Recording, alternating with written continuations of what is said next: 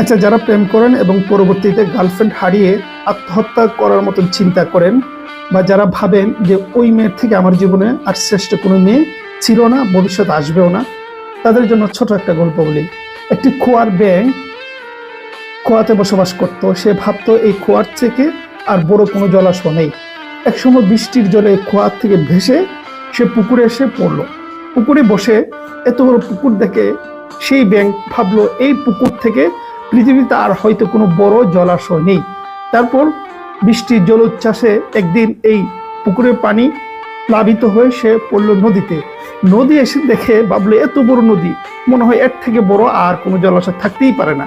কিন্তু আরো কিছুদিন পর বন্যা জলোচ্ছ্বাসে সেই ব্যাঙ এসে পড়লো সমুদ্রে।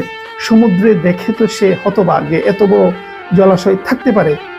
ঠিক তেমনি আপনার জীবনে আপনি যে আজকে যে মেয়েটাকে আপনি ভাবছেন জীবনের শ্রেষ্ঠ মেয়ে, না, আপনি জীবনকে নিয়ে যত গড়বেন, যত সামনে যাবেন, যত নিজের পরিশ্রম করবেন, কাজে লাগবে, দেখবেন তত অপরচুনিটি, তত ভালো ভালো মানুষের সাথে আপনার পরিচয় হবে, ভালো ভালো মেয়েদের সাথেও পরিচয় হবে।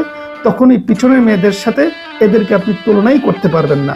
জীবন এইভাবেই বদলাবে। যখন আপনার যোগ্যতা তৈরি হবে, তখন আপনার সার্কেলও ভিন্ন রকম তৈরি হবে। তখন আজকে যার জন্য চোখের পানি ফেলছেন, কাল কিন্তু আফসোস করবেন যে আমি কি করেছিলাম ওগুলা।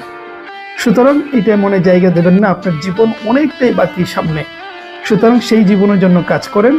এই সমস্ত আত্মহত্যা, হতাশায় একদম জেরে ছুঁড়ে ফেলে দেন।